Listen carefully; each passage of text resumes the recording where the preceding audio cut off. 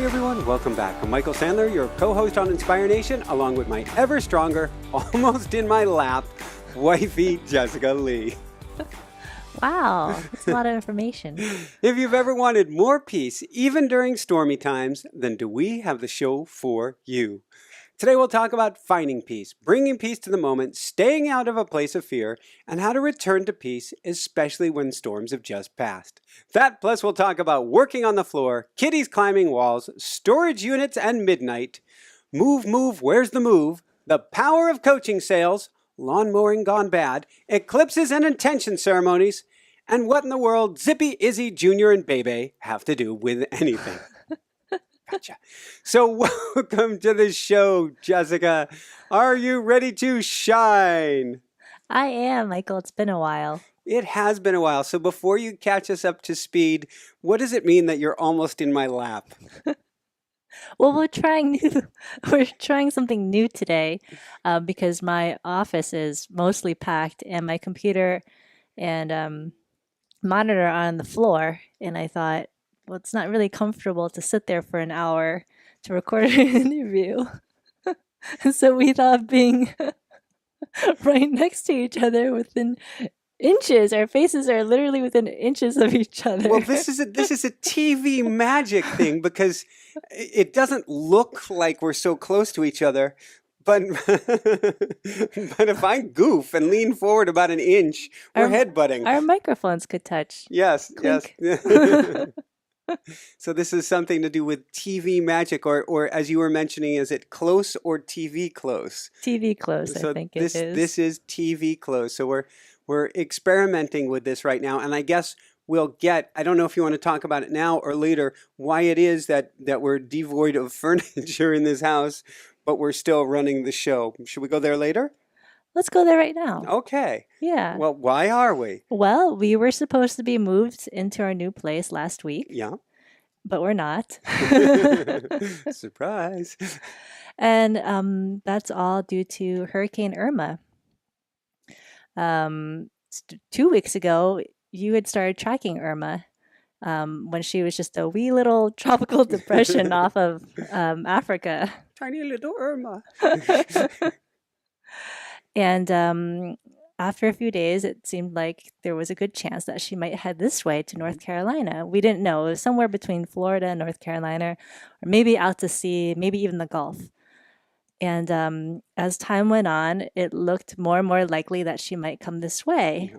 And at the same time, we were trying to get packed up to move into our new place. So we were I was simultaneously anyway, since you were away. Well, we knew beforehand. I mean, this gets into the whole segue of we were trying to get out sooner rather than later because we found out the whole house was moldy. And I guess we'll go there in a minute. So we're like, the day before I leave to go visit my family for their 50th wedding anniversary, we've got the thought of a hurricane coming up. We're trying to figure out how we're going to evacuate. We're moving stuff into a storage unit. We were literally had a moving truck the night before a flight, and that morning we're emptying a truck. Who empties a truck into a storage unit on the way to the airport? That's Michael Sandler style. For a 9 a.m. flight. Well, it's a do what you have to do. That And clearly. we literally moved a ton of books. So I'm pretty sure it was about 2,000 pounds worth of books. So we will figure this out in the future. With Barefoot Running, we got an amazing book deal with Random House years ago. And so we have a bunch of books of our own, what would you call them? Self-printed? Self-published. Self-published copies that under contract we can't sell and wouldn't sell. And we want to give them away to people, but we haven't figured out the way how to do it expeditiously. And so 2,000 pounds of books have been traveling with us around the world. Yeah. Well, around the country anyway. So, and off to Maui, a good portion of them, not 2,000 pounds worth. Right. So, but okay, so that's a story for another day. So we've been packing up for the move. Yeah, so you were away, and I was busy also trying to set aside what we would evacuate with in case we needed to. And that was a really interesting exercise. I've never had to evacuate a place before. And so you had to think about, okay, what is the most precious stuff that you would bring with you? And we don't have a big car and we don't have a trailer anymore. And so it's also thinking about what's going to fit. Yeah, and by big car, we have a tiny little Suzuki SX4 crossover. She's probably taller than she is long. And and so it was, like you say, it was a great exercise trying to figure this out. And based on early predictions, none of which bore out, it looked like our little Isle of Emerald Isle might not exist anymore. And so we're going, okay, even the stuff in the storage unit might get wiped out, though we found a brick storage unit in second floor. And so we're looking at all these scenarios and going, if we were to lose everything, what are the few precious things we wouldn't want to lose? And how do we take with us our studio so that we can keep things going on the road? Right. And keep our kitties comfortable too. Oh, absolutely. That's like top priority, family. So, and our snails too, but we'll get there in a little bit. So this explains, does this thoroughly cover why you've been sitting on the floor in the other room as the producer of the show, working from ground level, so to speak, and so why we're sitting on top of each other almost doing this interview? Yeah, and I thought this would be a good exercise too because eventually you're going to have a TV studio and you're going to have guests sitting with you on a couch, not quite like this. The cameras will be further away. So this kind of intimacy is really reserved for wifey only. I appreciate that. So do I. Unless you're like interviewing a dog or a cat. So yes, it is good practice, and I see that coming sooner than later. I imagine our format will change. Not to scare anyone. If anything, it'll even get better. But I see it changing in somewhere 6 to 12 months, if not even sooner, when the right something comes along, and we're doing a lot of intention work on that. So what do you think of this so far?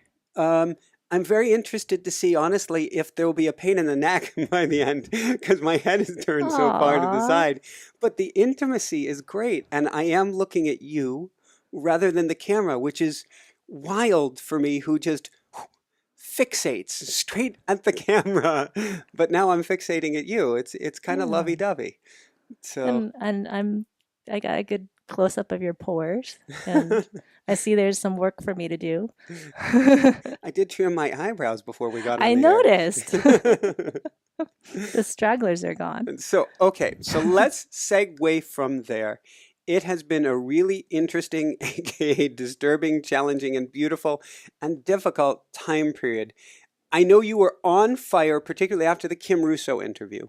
You're absolutely on fire. Get things going, get Inspire Nation babies going, and to take over the world. And Kim Russo's interview was in July, right?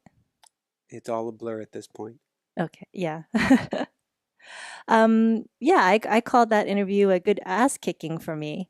And she's a medium. Yep, she's a medium. She tapped into some of my guides on the other side, Mhm. and they basically gave me a good lecture on how I had to stop hiding behind the computer monitor, so to speak, and get on quote, quote unquote stage with you. And I said, okay, I hear them.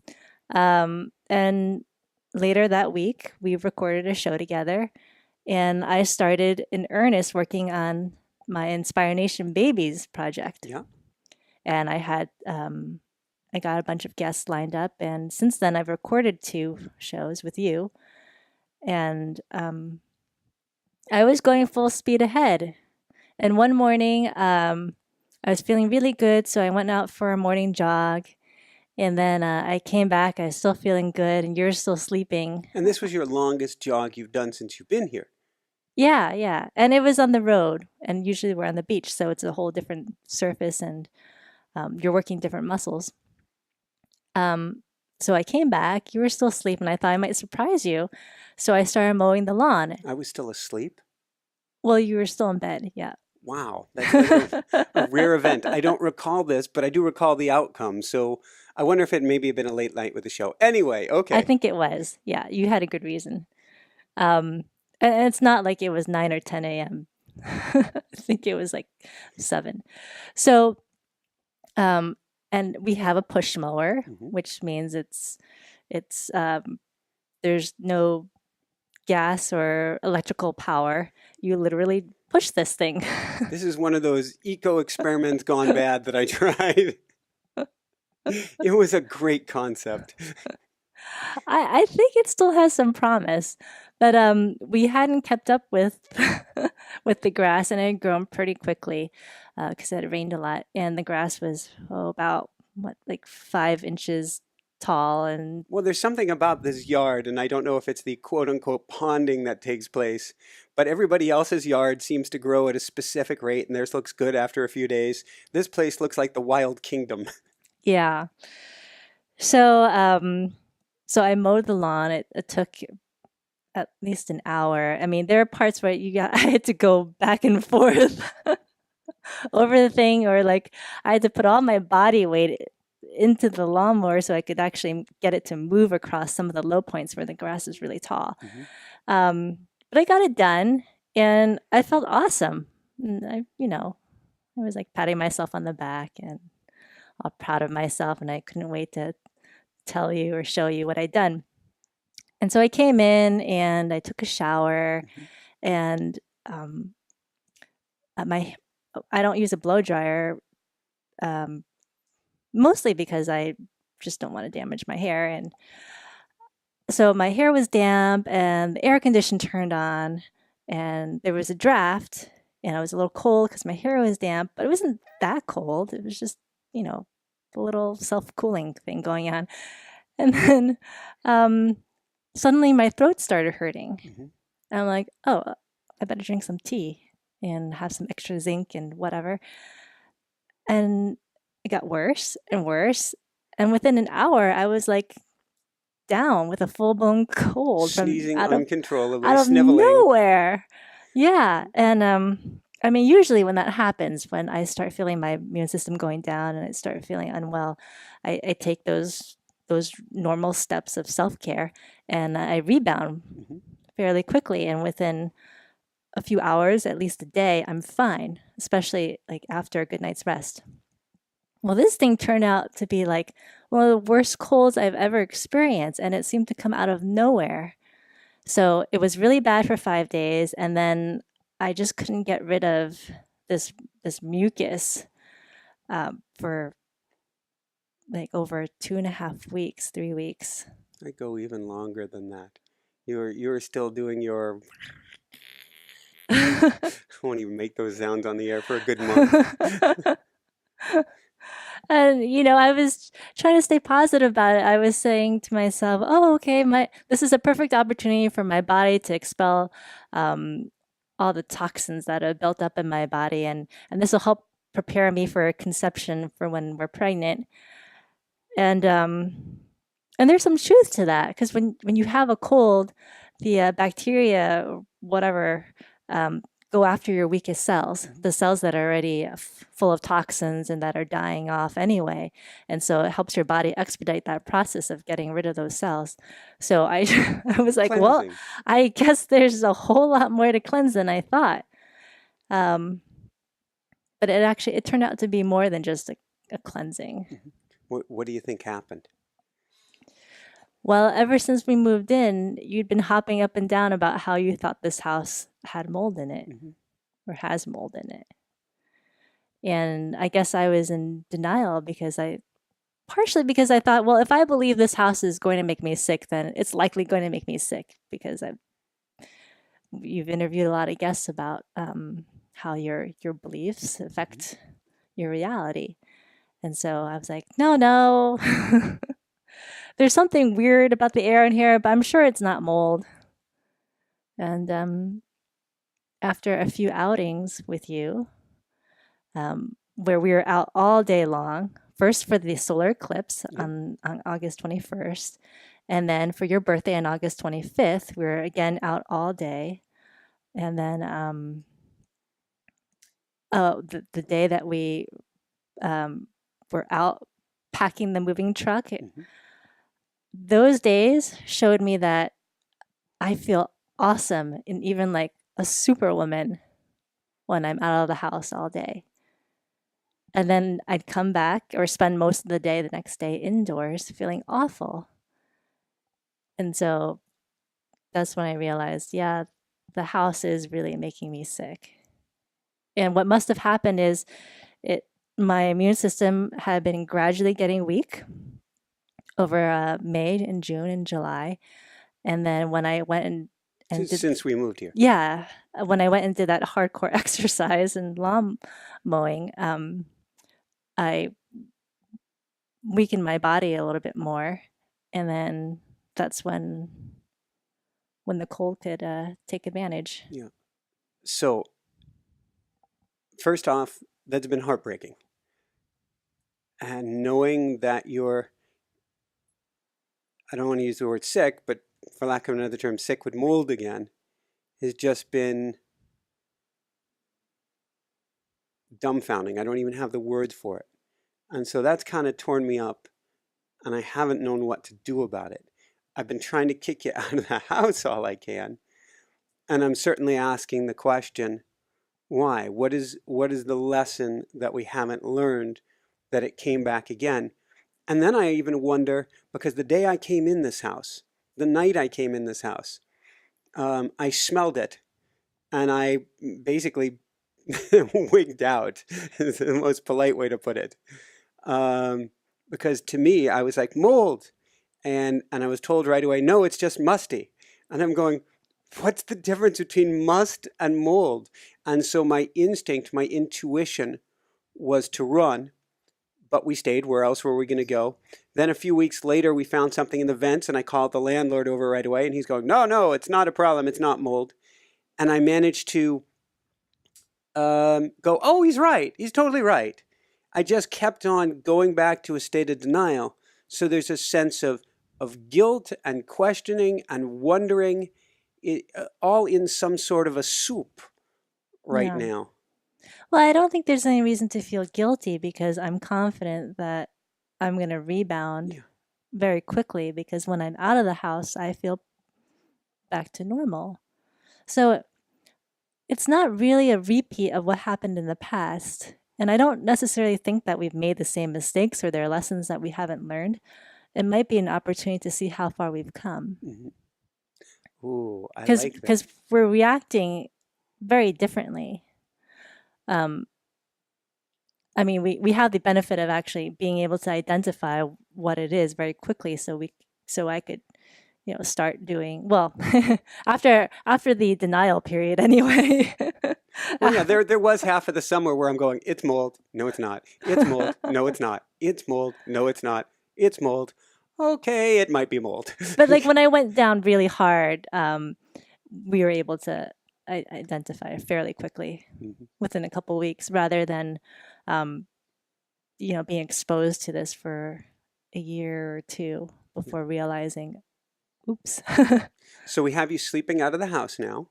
Yep. We have you, like, you'll probably take a break after this, and I keep trying to kick you out as much as possible. Not that I don't want you by my side, but I know when you go down and you're exhausted, rather than taking a nap, particularly here, it's get you out of the house, get you doing something, Yeah. or get you someplace else where you can take a nap.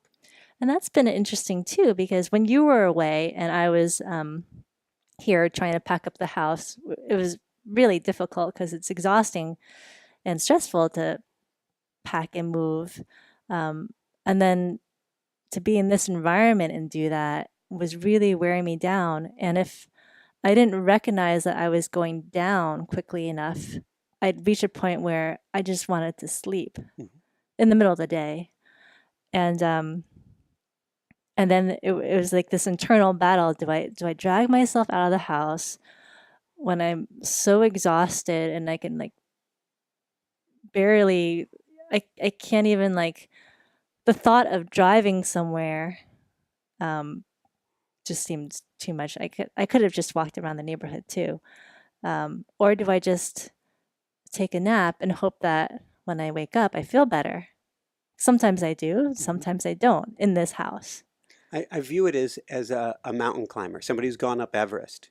and I can't recall who it is now who passed away on Everest after talking to his wife on the phone.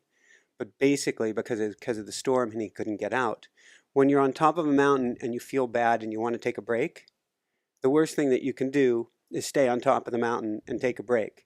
You need to get back where there's more oxygen. And so whenever I've seen you going down, I immediately, and you're going, I'm too tired to go out. I'm going, that's why you need to go out, because you need to get into that fresher air right now. It's sort of like if we talk about, if we could take the analogy of meditation and things like that, where, what is it they say, the Zen koan, something to the equivalent of, if you don't have time to meditate, take twice as long. Yeah. But you know, it's easier said than done because when you're in that space, you're not thinking clearly. You've got brain fog, Exactly and like the mountain climber. and your body's in a fight or flight. So on it's looking for negativity, basically. So it's a perfect segue. What tools have you put in place? And actually, I think of negativity. Maybe we should go there with your parents first, and then I want to hear about what Right. tools you've put in place, because it has been tough, and I've watched it from the relationship perspective, and I've realized that there are times where you've wanted to proverbially bite my head off, that maybe I deserved it, but you also had this filter on because your body's in such a fight or flight place. Mm-hmm. Yep. I'm recalling a specific incident right now. Oh no. Do I dare ask? So anyway, go where you want with this. um, well, yeah, not surprisingly, when you're feeling at your worst, Mhm.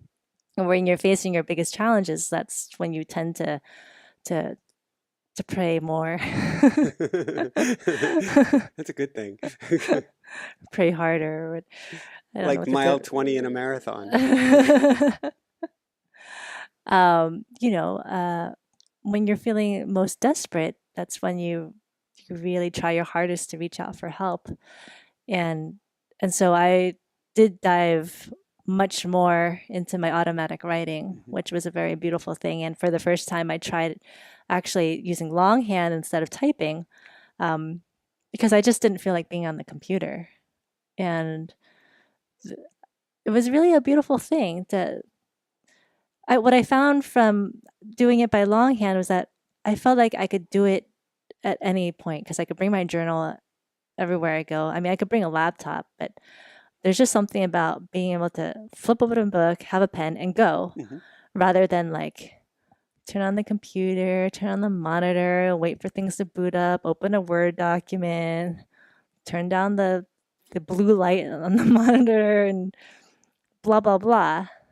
Um, so it felt like I had more of a instant access Mhm. to my higher self or my guides. So that was a very beautiful thing to come out of this. So what have you been getting out of prayer?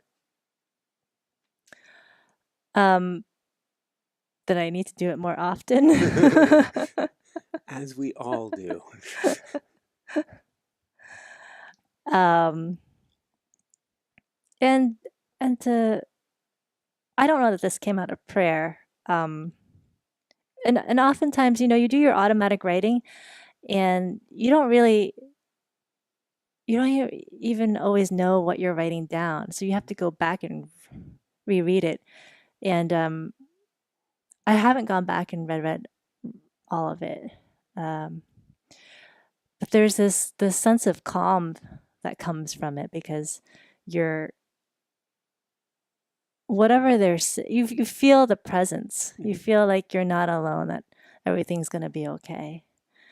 And so just the act of it, not even like not even the content, just the act of connecting, um, is very soothing and healing. Beautiful. So now we're almost out. We're learning a bunch of lessons. So should we go back to the eclipse? What do you want to talk about next? Well, let's talk about why we still aren't moved yet. Go for it. Yeah, okay. So, our beautiful friend Marianne, Hmm. has opened up her home here in North Carolina to us for the fall and winter because she spends her fall and winter in Florida. And And it's an amazing home, surrounded by water on three sides. It has, as you describe it, one of the most incredible places to meditate. yeah, it's got such beautiful energy. And when I'm there, I feel like I'm at this mini retreat center and I can just drop into meditation like instantly. And it just seems like a beautiful place to launch our projects, to get our books written, um, to really just set the stage for 2018 Hmm. and for our baby. Um, so as everyone knows, um, Hurricane Irma was heading for Florida last week, and we weren't sure if Marianne would have a place to move to. And if she did have a place to move to, we didn't know when it would be safe for her to go back. Hmm.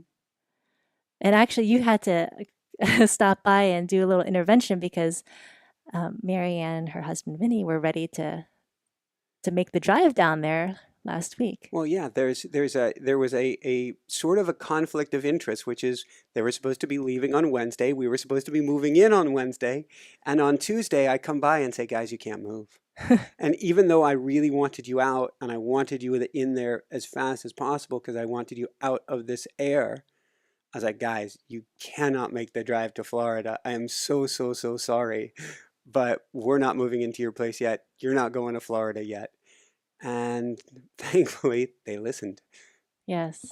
Because even though we didn't know exactly what Irma's track was going to be, why take the chance, No, you know? And best case scenario, you're just out of electricity for a week or two. Um, but even then, why would you want to be down there suffering. in the heat and humidity Hmm. if you didn't have to be? Um, yeah, so we their home in Florida, thank God, was Woohoo! spared. They dodged a bullet. Um, I don't think there's any damage to it, and they're just waiting for electricity to come back. Yeah. And so we get to move over there as soon as they get to move back to Florida. Yeah. So it's you know, I don't know about you, but I kept thinking or complaining to myself about how hard it was not knowing, where we were going to move exactly. And you know where I'm going. Yeah, and when and blah blah blah. And then of course I think about everybody who may not have a place to move to at all anymore. People who are in shelters. Hmm. And then I'm like, this moldy house, it's awesome. Woohoo! Yeah, I can't look at it as a poor us on any. I look at how lucky and blessed and fortunate we are, Yeah. and so I'm like, not a problem, now. With that said, we've had you sleeping over there every evening. Marianne and her husband have been kind enough to let you sleep over there during the time, And it's made such a huge difference. Yeah. And it's been wonderful to spend extra time with them too. and a great meditation practice in the mornings. Well, actually, I've been sleeping in, but I have had amazing meditations there. So what else? We have on the docket everything from going chronologically from the eclipse, our beautiful ceremony that we did on the island. Where would you like to take things? We're talking today about bringing more peace. How has this experience helped you find more peace? Um, I wouldn't say that like in the midst of it when we didn't know whether we were evacuating or not, like when things were really up in the air, I wouldn't say that I was at peace at that time. Hmm. um, but it was definitely an exercise in letting go Yeah.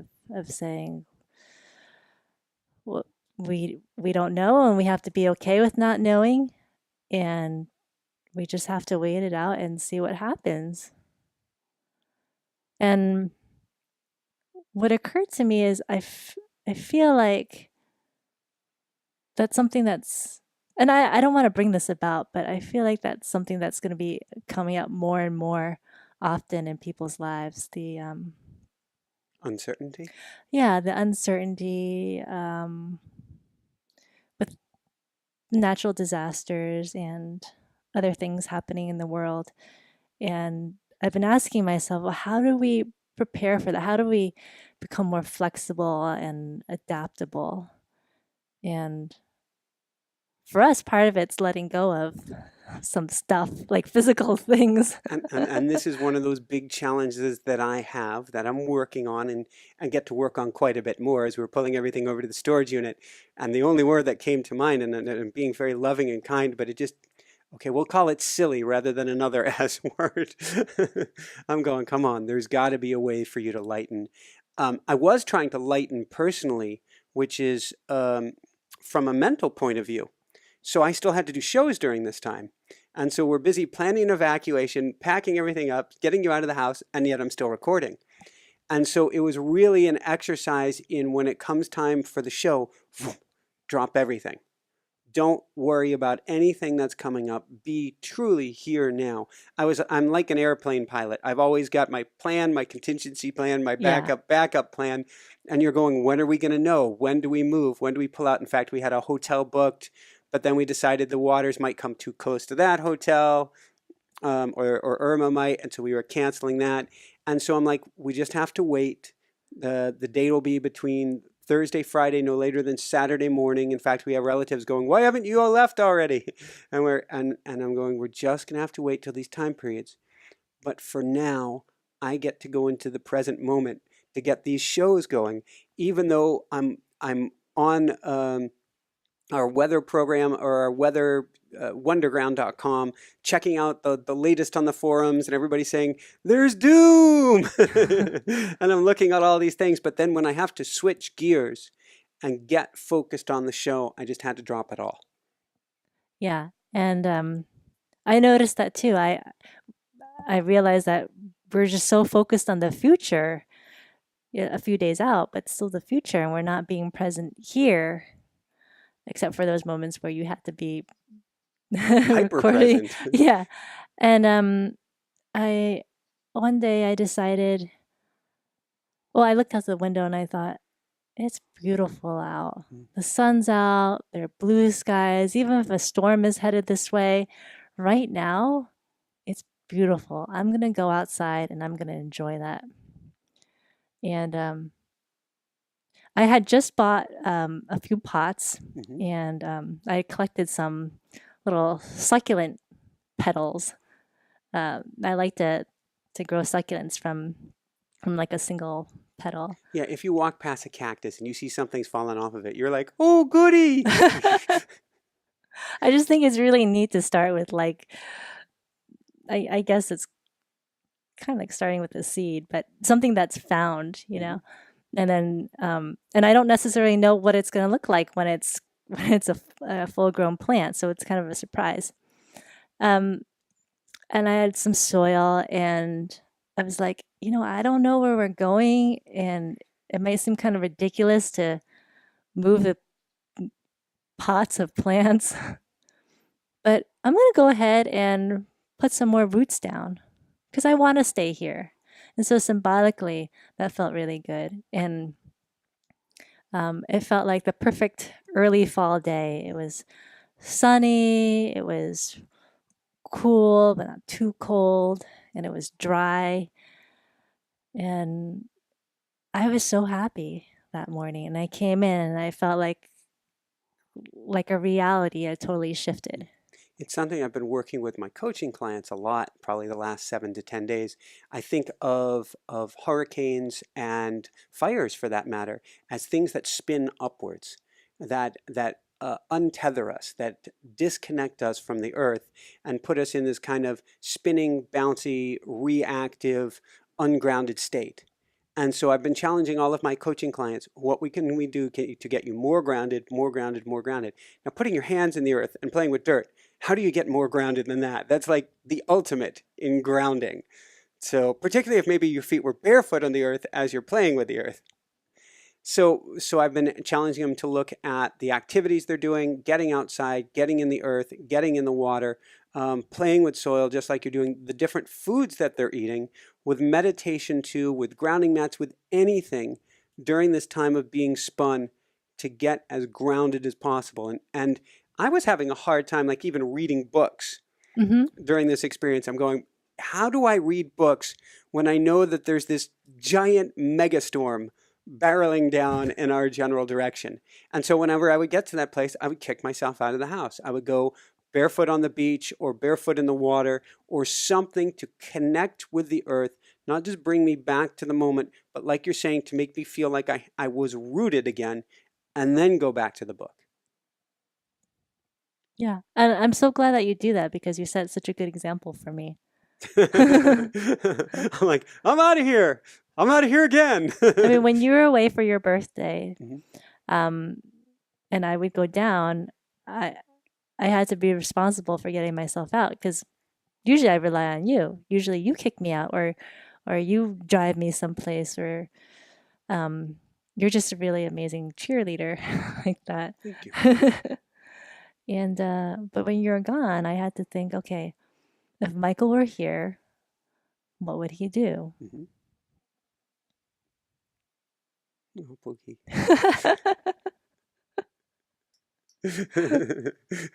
WWMD. Oh, Michael too. Empty. That's got a double entendre to it. So, going from there, we have had some special experiences, and they've been grounding experiences too. We've been doing this crystal ceremony for a few weeks.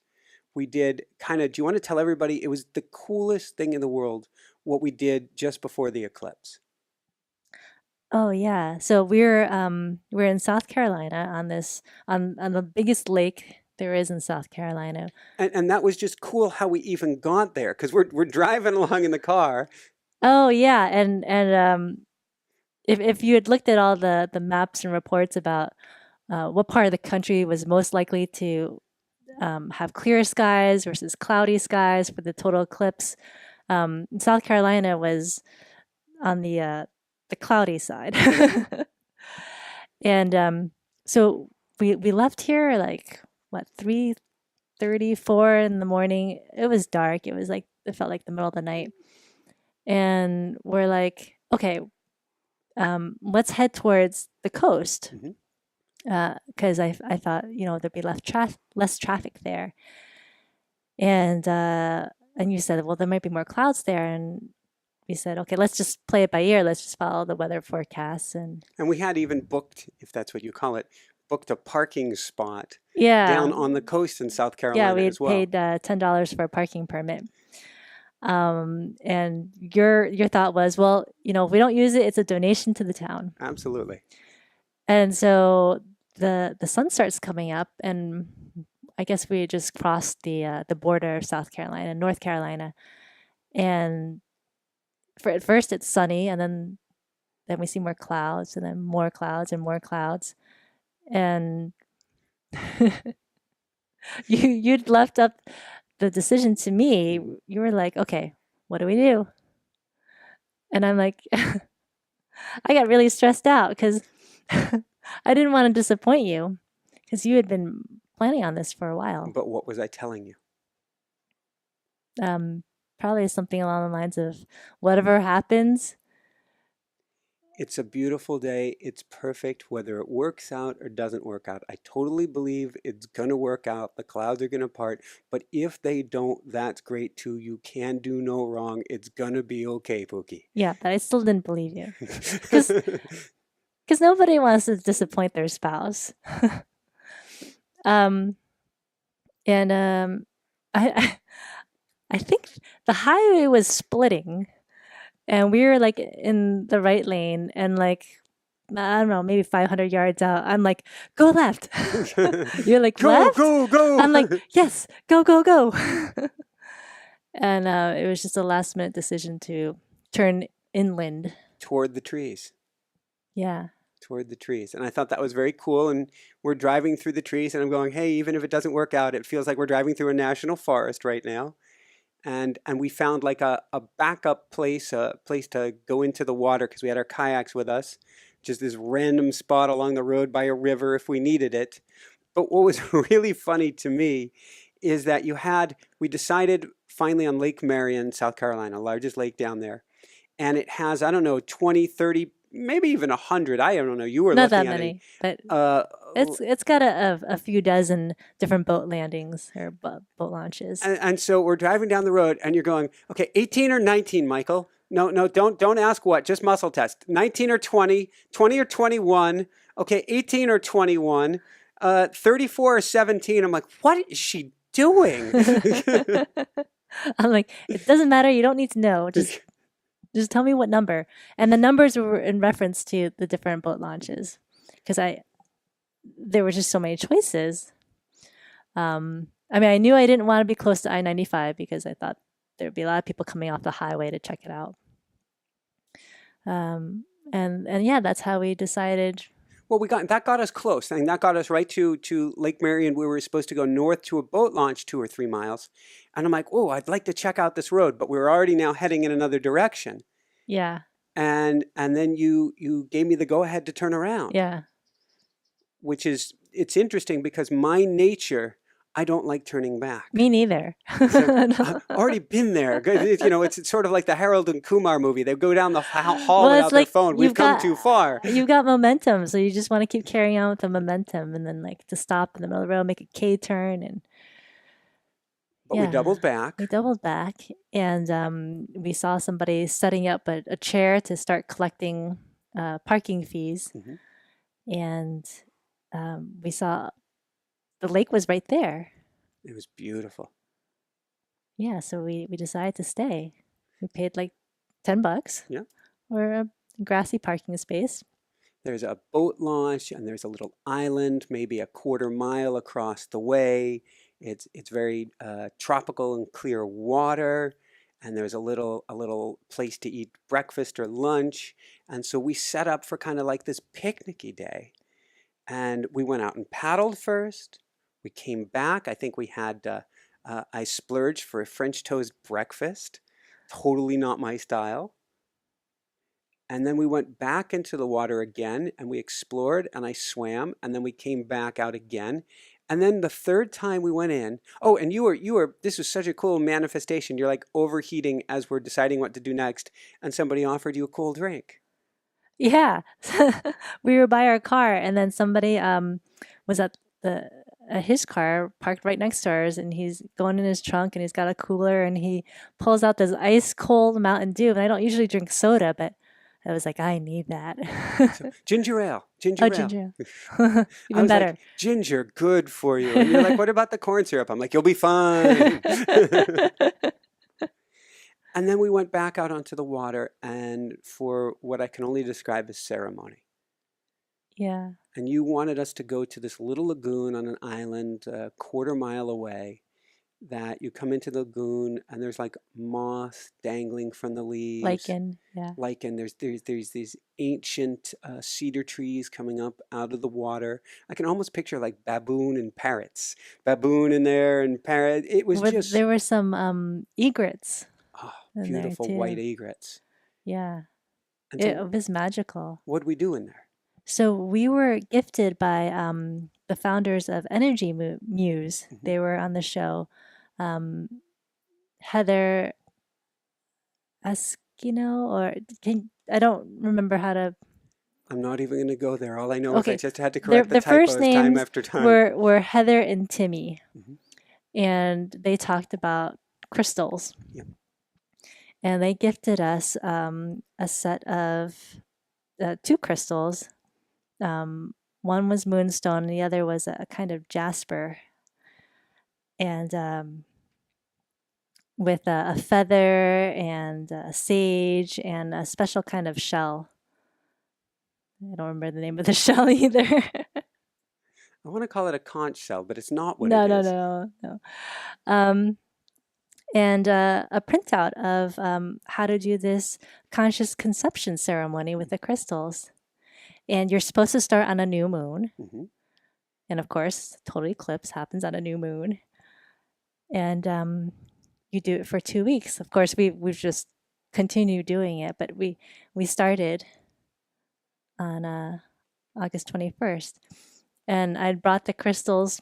I had used the sage to clear the crystals of any negative energy while we were at the car, but I brought the crystals on the kayaks with us.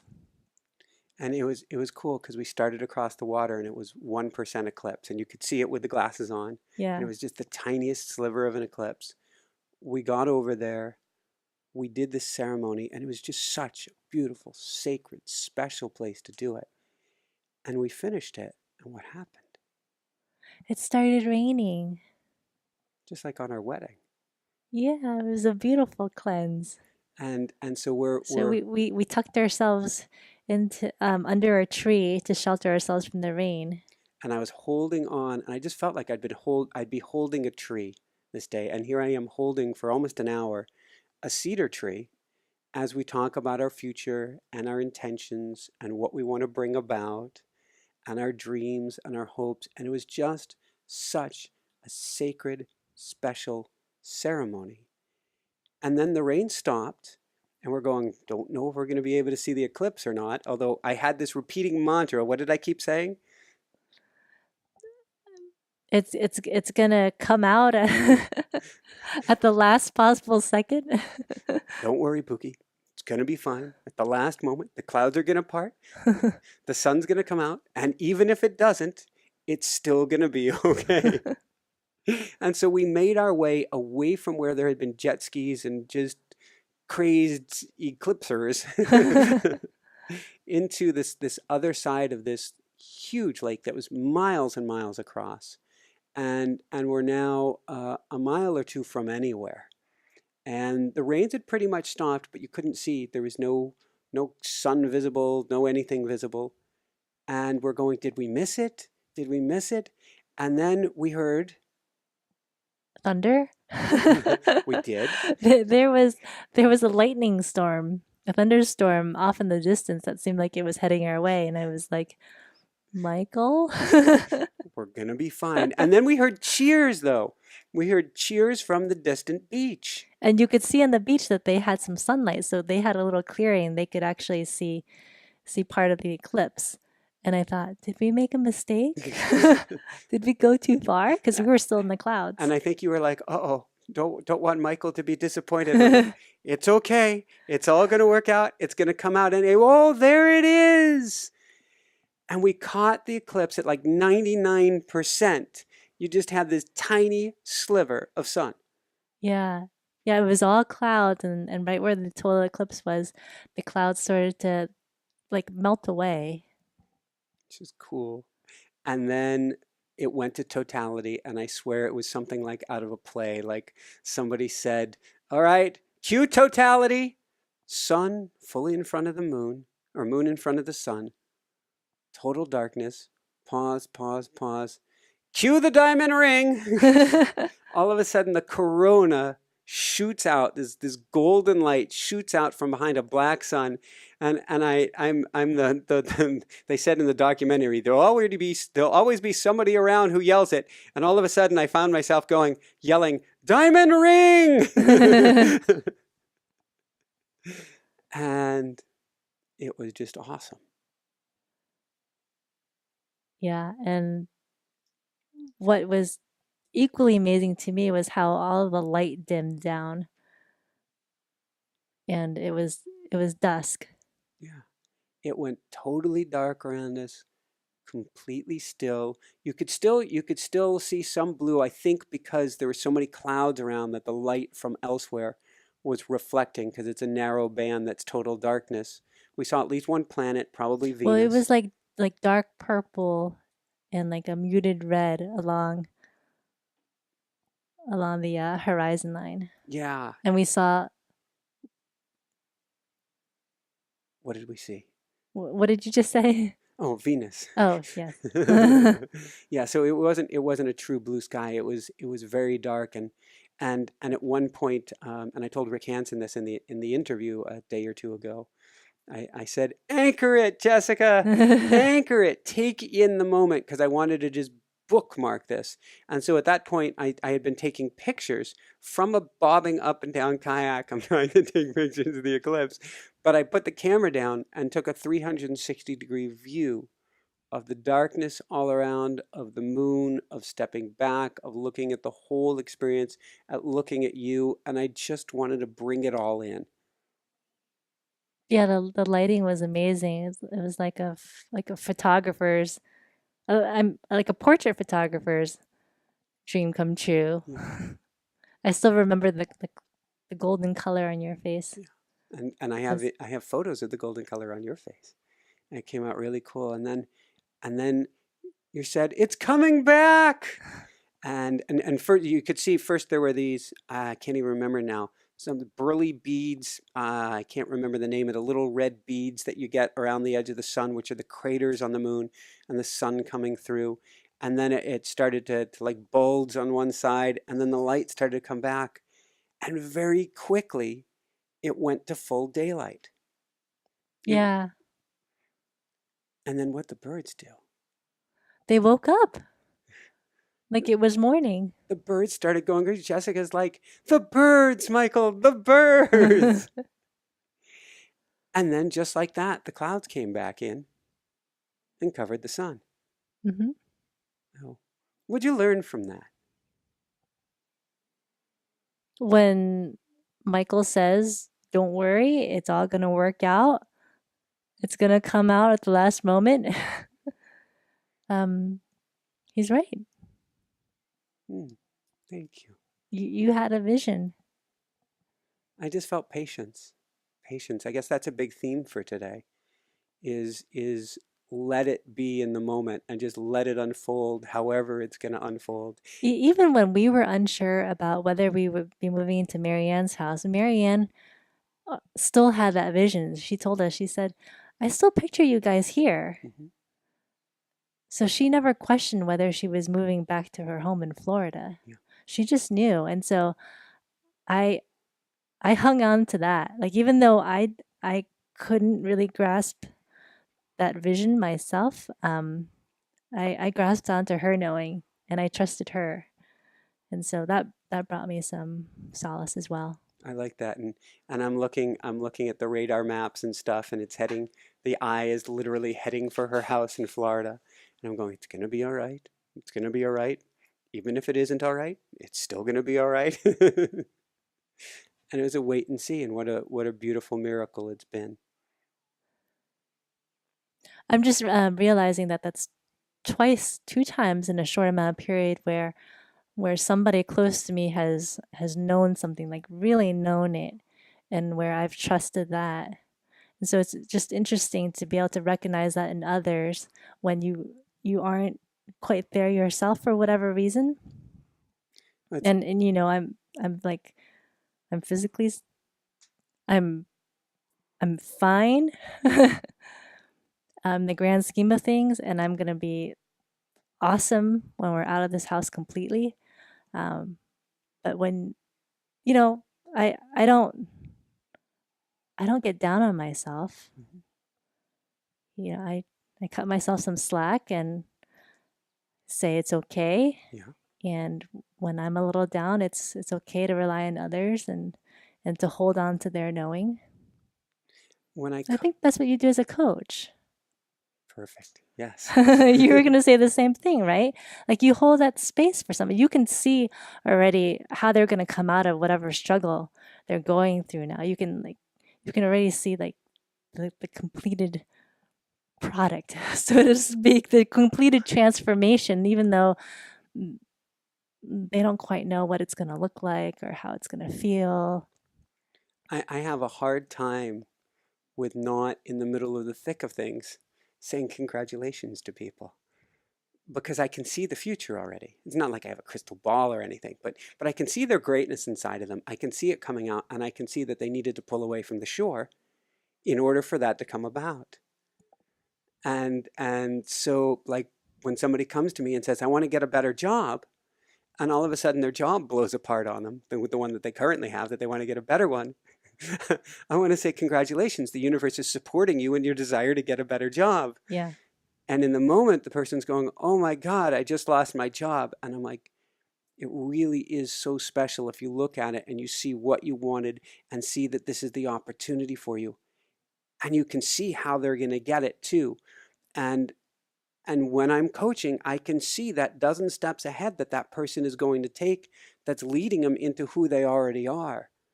And so, yeah, I'm just being there, supporting them, and so that they have the faith to step forward into their future. Yeah. So, is there anything else we want to cover today? This has been kind of beautiful, kind of fun. The only other thing I would say is that I think all of these experiences the past few weeks have brought us a lot closer. Mhm. The good, the quote unquote not so good, um, which is for our own good anyway. So that's why I don't want to call it not so good. Um, we're definitely better off now, Humbling. and I know that after I'm out of this house, I'm going to be even stronger than I've ever been before. Mhm.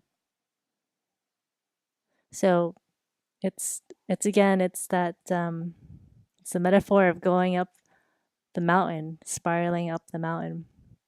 So you come across a similar issue from the past, but you're looking at it from a different place. You're looking at it from a higher place. And so you can react differently and take actions differently. And you get to see how far you've come. And still, you're still going up, making progress. Maybe that's why this happened, is like you're saying, and I'm speaking about the mold. It isn't a repeat, it's a going up the mountain. And like you No, said at the yeah, beginning, bringing it full circle, you're saying this gives us a chance to reflect and look at how far we've come. yeah. Because I'm doing amazingly well You are. considering the environment that I've been in. Hmm. And we're doing amazingly well. Hmm. No, I couldn't agree with that more. And it's still, it's butterfly cities at time because you can have faith and you can still be like, hmm, no idea. And Maslow, I always love to come back to Maslow. Sir Maslow kicks in, which is, you've got your pyramid of what's your basic needs. And when you're unsure about roof, then everything seems a little bit less certain. Yeah, But to even be with that. and we've dropped a few balls. I've dropped a lot. Um I fell behind on work and I couldn't keep up with the web pages and the YouTube uploads, and I just had to let it all go again. Mhm. Which maybe this is a good segue, or maybe we'll want to cut it out. Not sure, but with all of the packing and planning and evac work and everything work, usually I keep a full coaching docket. I'm 12 to 14 clients is all that I take on, and we're actually down in number quite a bit because there was no ability to, not no ability. I was focusing on the moment well. But when you went down, what we neither of us was doing is, I mean, it makes sense. You were down high level thinking at the time. We were just present in the moment, which leads to our sale. So we have, if you're interested, a beautiful coaching, brief coaching sale this fall so that basically we can come up to capacity quickly and it gives you an opportunity. Well, I guess I should be looking at you at the camera. It gives you an opportunity to get some assistance in wherever you want to go in life at a lower price. Anything you'd want to add? I'm not the best at tooting my own horn. This is something I get to work at. Well, that's what testimonials are for. But I've been a recipient of your coaching services. And I can say that, well, I mean, not even just in coaching. Ever since we've gotten together, you've always seen what I'm capable of, even when I haven't known. I still don't know. You're powerful. I know it. Somewhere inside of you, you know it. And just like your ability to go on the mic, can you imagine doing a show like this 2 years ago on the mic, face to face, camera on us? How would that have gone for you? Um, well, I mean, just a few months ago, I think I would have needed like a tissue box here. 10 takes and then who knows? So that power is starting to come out. It's starting to come forward. I can see it. Others have seen it. It's always latent. We're always the last one to see our greatness. Always the last one. Our ego tries to protect us and keep us small because as soon as we step out of the box, it's going to scare the holy heck out of our ego. But you're there. You've already pulled well, in a different way. You were talking about rubber band and an ex-boyfriend or something earlier today, but you've pulled the rubber band back The slingshot. and you are slingshotting forward. Yeah. Yeah. And it's these challenging experiences that really help bring that strength out. Mhm. And and living with you in the early years. I am so sorry. Although it did, can you tell me it made you stronger? It did. Yeah. I mean, I had never yelled so much in my life. Oh God. And then I got to get really good at emotion code work and tapping and all of the tools I use with coaching clients to help heal you from the PTSD. that I had created. Oh, that just doesn't sound good. Thank you for hanging in there with me. All right. Any last words of wisdom you want to share with people today? Nothing comes to mind. I just think find peace. Find peace in the moment, no matter what the storm is, no matter what's coming, no matter what's occurred, no matter if you're still waiting for electricity, but you're blessed with the opportunity to listen to this. Find peace. Listen for a bird chirping. Pet an animal. Take a moment and just breathe. But just realize that here, now, even if you're walking in the middle of the city someplace, maybe especially if you're walking in the middle of the city, here now in this moment, everything is perfect. Everything is perfect just as it is. In the next moment, you may have bills to pay with, an angry boss, a crying child, something. But in this one precious, special, sacred moment, everything truly is perfect. Woohoo! Well said. Thank you. All right, so on that note, for everyone out there, this is Michael Sandler And Jessica Lee. saying, be well, have fun, find peace in this moment, and realize the greatness inside of you is greater than you ever could have imagined. And shine bright. Woohoo! Great job, Pookie. How do you feel? A little twisted. That's why I'm going for a swim now. You up for boogie boarding? Yeah. I love you.